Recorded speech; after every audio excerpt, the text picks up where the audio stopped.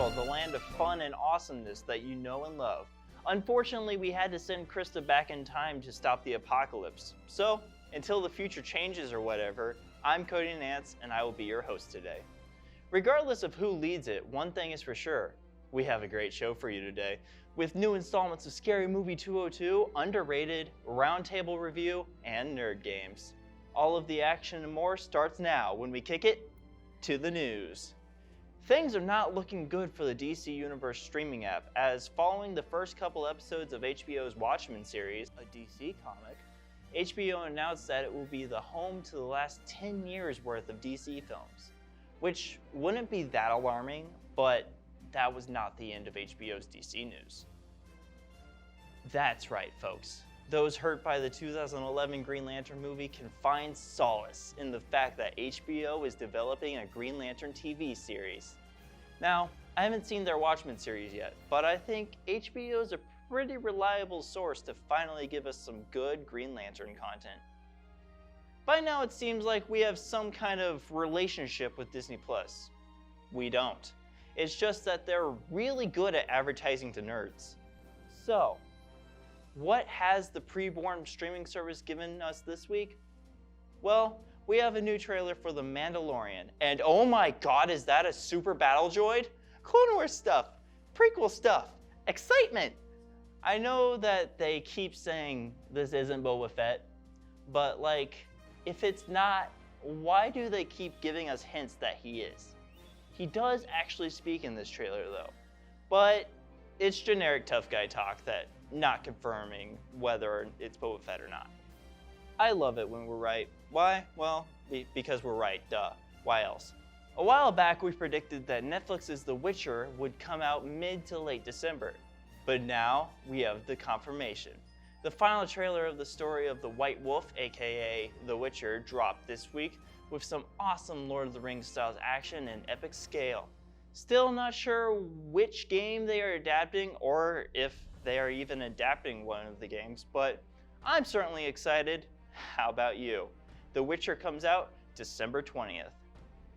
Well, I think it's time to shine the spotlight on one of our beloved cast members. So how about we kick it to Scary Movie 202 with Bailey. Hello, I'm Bailey Ramsey and welcome back to Scary Movie 202, where I'll be diving into different scary movies every week. This week we'll be looking at the 2019 film Us, so here's your spoiler warning. This movie is about the 4 members of the Wilson family. The family goes to Santa Cruz Beach for a day of fun, but Adelaide is not having the best of times from what happened to her when she was younger.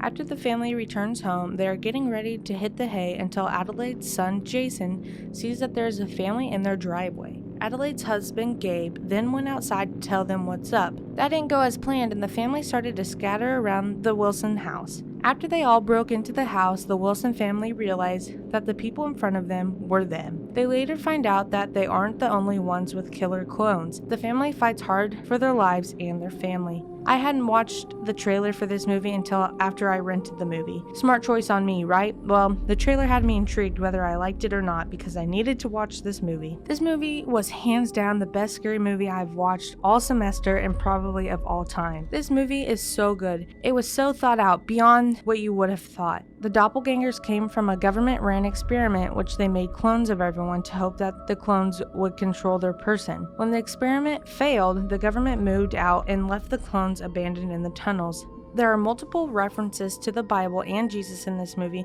which I didn't know until I watched the special features, which if you watch this movie, I recommend doing. One of the first references is the Bible verse Jeremiah 11:11. Therefore, this is what the Lord says, I will bring on them a disaster they cannot escape. Although they cry out to me, I will not listen to them. Spooky, right? What's gonna happen? Well, killer doppelgangers come, that's what happens. Another reference is where Pluto, the clone of Jason, walks backwards into a fire with his hands out to the side like the crucifixion of Jesus. Mind-blowing, I know, but stay with me. When Adelaide was a young girl, she went into the Find Yourself Mirror house at the Santa Cruz Beach where she saw someone just like her and she was shook. There are some things about Adelaide's clone, Red, that makes her different from the others. She can talk and and she shows emotion towards them. Jason and his sister Zora do some good beating to these people. I really enjoyed the part where Zora decides that she's driving because her dad has a hurt leg and her mom has handcuffs on. She was zooming trying to hit her clone, Umbre, but that crazy girl ran on top of the car and tried breaking the sunroof and windshield with scissors. Zora, being the cool kid she is, slams on the brakes and making that girl go flying through the woods. There are a few things off about Adelaide though. She knew that the clones knew where they would be and what they were thinking.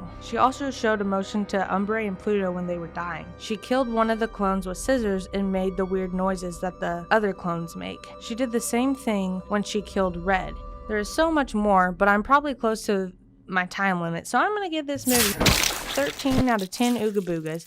You already heard why I liked it. I'm just going to let you know, if you watch it, watch the special features, then rewatch the movie. Thank you for tuning in. I'm Bailey Ramsier, and this has been Scary Movie 202. I'll catch you next week when we look at As Above, So Below.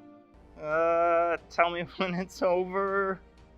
Oh, it's over. You know what? I'm still too scared to give more news. Maybe a documentary will calm me down. Katie, give us some underrated goodness.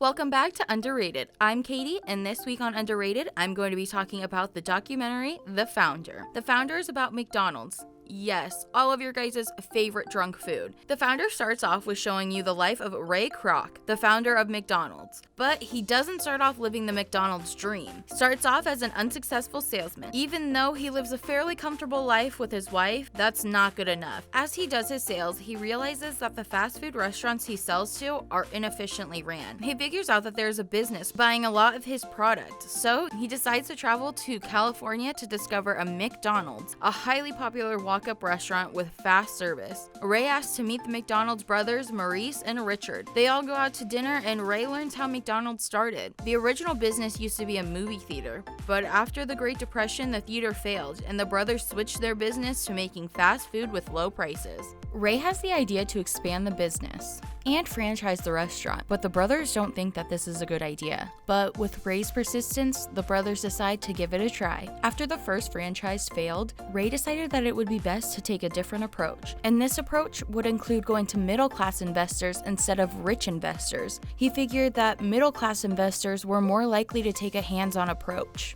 This actually worked better. He actually got some success, but even with his success, he was still struggling with money. When he starts to get low on money, he does things that the brothers don't want to happen. He starts cutting corners, trying to make things easier and trying to save money faster. But it's affecting what the business was all about in the first place. As time goes on, Ray decides to take things into his own hands. He takes McDonald's and tries to make it his own, and changes the name to McDonald's Corporation, and of course cuts out the brothers altogether. You have a contract! Contracts are like hearts. They're made to be broken.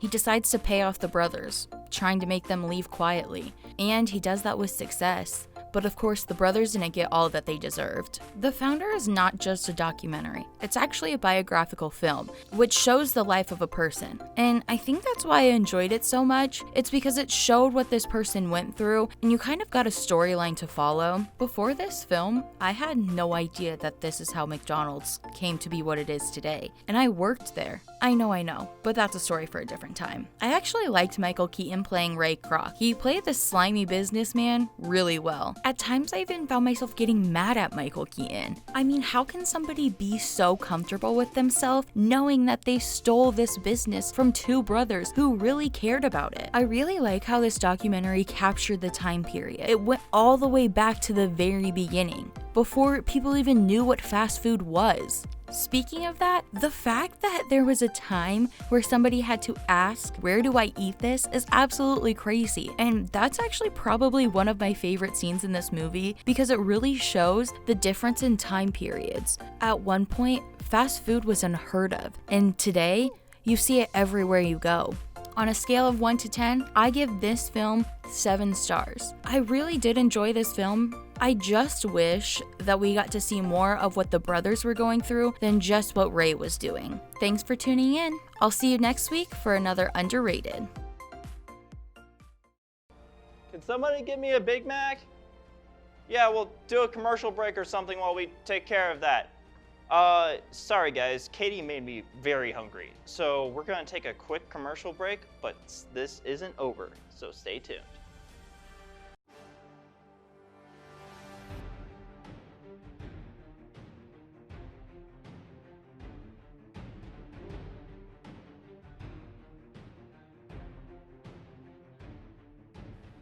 Welcome back to Nerd Central. Now, come with me if you want some news. Well, that was weird. Halloween may have come and gone, but the team at Blumhouse is already getting ready for next year. Last year, Halloween rebooted, but not all the way, just the 10 sequels and other reboots were wiped out of existence. But the original is still a real thing, very similar to a certain other franchise involving machines and fate that came out recently. Anyway, we have our first set footage from Halloween Kills. Thank God it's not called Halloween 2. We already have 3 movies called Halloween. We don't need 3 movies called Halloween 2. Anyway, the footage shows Michael Myers survived, obviously. The main characters are being questioned and some kids are on a swing set. Yeah, that's all. This has nothing to do with content coming out or anything like that. It's just really cool. MCU stars Tom Hiddleston and Charlie Cox, Loki and Daredevil respectively, are apparently bros because they switched roles for Halloween. Charlie Cox dressed up as Loki while Tom Hiddleston dressed as Daredevil. It was awesome, and that's really all I have to say about the matter. Well, it's time for roundtable review with... Oh no. Welp, guess I have to time travel, which is appropriate because I'm watching Terminator. So, take it away, future past me.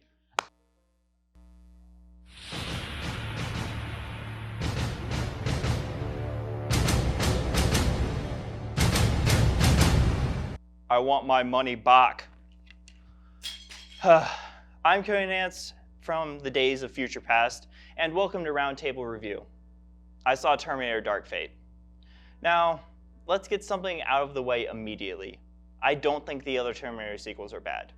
Of course, they're not as good as the first 2 masterpieces, but they are not nearly as bad as people say, especially Genesis. They all offered something unique to the series and at least rolled with the punches. So now that we know I greatly enjoyed Rise of the Machines, Salvation, and Genesis, let's talk about the new one. Terminator Dark Fate has been dubbed as the true sequel to Terminator 2, and erases all 3 of the movies I just mentioned from the timeline. And that really annoys me. If you can't make a good story based off the past films, it's not fair to those creators and filmmakers to just say that their work doesn't exist. It's something I didn't like about the Halloween reboot. And if you're going to do that, then at least make it good. Because I'm sorry to say that this is the worst Terminator sequel. In the first scene, we have a flashback with that wonderful de-aging tech Marvel uses so well. And it's amazing. I couldn't tell a single difference, but that's the only visual effect in this Hollywood production that looks good. For action sequences, the film heavily relies on full-body CGI for something as simple as a character jumping. And I'm not exaggerating when I say that it looks worse than Spider-Man 3. Now, even though I don't like this film, I will keep it spoiler-free and say that the reason for Arnold's character to be in this is incredibly stupid, but he was doing a good job at comedic relief, which unfortunately is all the T-800 has been used for since T2. But if you love this franchise as much as I do, you will not be able to look past the annoying part of this character. Sarah Connor is the only redeeming quality of this film, as Linda Hamilton is acting her butt off. But alas, Sarah Connor, the Sarah Connor, is relegated to a side character to make way for these 2. I don't remember their names because these 2 have 0 unique characteristics, so I'll just call them Jane Connor and Kylie Reese. That's not me being cheeky. There's a line in this movie where Sarah looks at Jane and says the words, "You're John." So, Jane is just discount John Connor, and a much less believable John Connor at that. Because in the flash forward to the future where she's leading the resistance, she is smaller than child Kylie Reese. What's the deal with Kylie Reese? Well, she's a human with cybernetic enhancements. But said enhancements give her robot diabetes. Not a joke, a big plot point in the movie is her robbing the pharmacy to get insulin because the robot parts ruin her metabolism. They make a reference to "I'll be back," not once, but twice in the movie, by the way. God, remember when Terminator was awesome, had groundbreaking visual effects, and was scary? None of that is in this movie, and that's why I'm giving Terminator Dark Fate a 3 out of 10. Alright, I need to figure out how to get back to the present, so Emma, take it away with Nerd Games. Hello and welcome back to Nerd Games. My name is Emma Bjork, and this week my guest and I will be playing a hilarious game called 5-Second Summary. Basically, one of us has to describe a childhood TV show in 5 seconds, and the other person has to guess what it is. To play this game with me, I have the lovely Lauren Adams! Whoop whoop. Go for it. Ooh, princess cartoon. Sophia the First. Yeah, nice. Honestly, I'm way too old to know about that show, Same. but I really love it. I it's do like such it. a I watch quality it. show. Go. Oh no, this is the one I said I knew nothing about yesterday. Well, that's 5 seconds, so. What do you think it is? She knows nothing about it. This is the one I said yesterday that I knew nothing about, and you said, Oh, put it on there, and I said, okay. Oh gosh, I should have remembered this. And I was like, oh, I know I'm gonna draw it. Oh, I just put it back in. Oh no. Oh No, no. I'm gonna pull it Where out. did it go? Oh gosh. Where did it go? I don't even remember. No. Oh no, where did it go? Well, I remember what it is. So we'll just, if you draw it, we'll just cancel it. Okay. All right, here we go. Go. Oh, she has her own show with a live audience in it. Amanda Show. Yes! Amanda Show. Okay. You ready? Okay, go.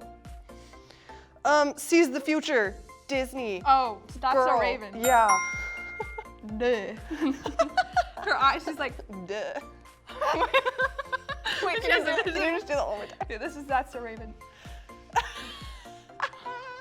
That's funny because it's accurate. It still is. I'm just really good at that. So okay. Go. Oh, girl in high school and friends. 5 seconds. That's literally every show. That's so bad. I don't know how to describe this one. Girl, high school, friend. Friends. Multiple. Multiple. She has multiple friends. I It don't know. can't be Sweet Evan, Zach, and Cody, or Wizard of Waverly Place, or That's So Raven. Victorious? Oh, well, oh no. I'm so lost. I'm kind of lost too. I don't know how to describe this one. I've seen this. It can't be Drake and Josh. No. It's a Nickelodeon show though. Yeah. Listen. Huh? What?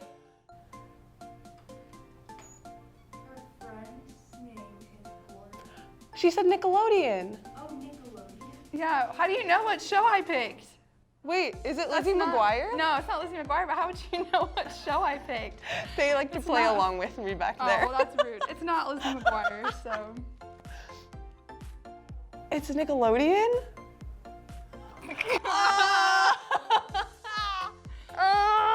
Zoe 101. All right. Thank you so much for joining me today, Lauren. We had such a great time today. Join me next week for a new Nerd Game.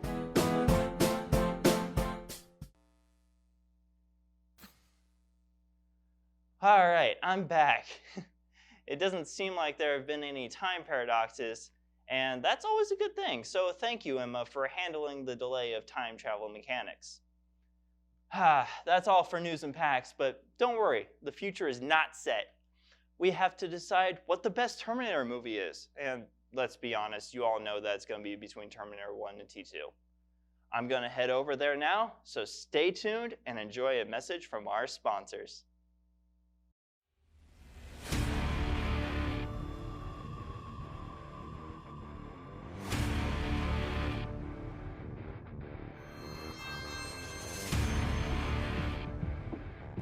Welcome to Nerd Showdown, the part of Nerd Central where we battle it out on a particular subject we have no business debating.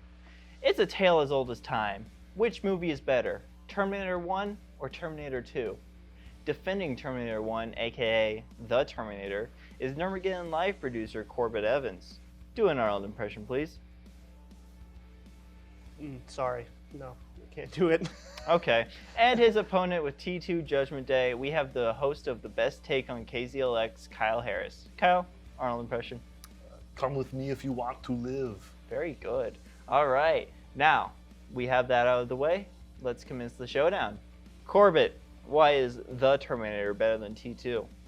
Okay, so The Terminator was, for some people who don't know, was one of James Cameron's biggest breaks. Before that movie, he was a very unknown director. After The Terminator, he got regarded as one of the best directors of all time, and to this day, he maintains that. And Terminator was completely 100% from his mind. It was his dream child. Terminator 2 has the best villain in the franchise in, forgive me, I'm not an expert on their numbers, but the silver kind of like semi-liquid T-1000. The super cop. T-1000, yeah. The T-1000 is the coolest villain in the franchise because he can go through walls, he can make his arm a giant blade and like stab through an elevator door, which is really cool. So I think that it really helps that it has a good villain. I think that the special effects are really there. It was way ahead of its time, it still looks clean and good today. And I like that in this movie, it manages to maintain, like Corbett said, that cat and mouse aspect of it's very, the entire movie is tense and it's a big chase where one person's after another and you're constantly on edge about if they're gonna catch up to them, who's gonna live, who's gonna die. But at the same time, it's slowed down enough that you can get to know the characters a little bit more. So it really adds depth to the Terminator universe. Now you can understand why we like John and Sarah Connor and why these characters are important. And it adds to, we introduced the idea of Judgment Day, which is something that's been carried on through the rest of the franchise. So I think it does a good job of world building and expanding in a really fun way. Arnie with the massive minigun mowing down all the police officers, that's what you remember. You don't remember the tense chase scenes or anything like that, the subtle stuff. That's what Terminator 1 had. It had the subtleness to it. It made you remember it on a lower budget. Yes, it didn't have as good of effects, but its effects were still incredibly good for that time on a much smaller budget. It made you care about the characters in a much smaller scale. You didn't need all the big exposition and the massive explosions for you to love it. You loved it simply because it was an original idea that was just really compelling and really stuck with you well.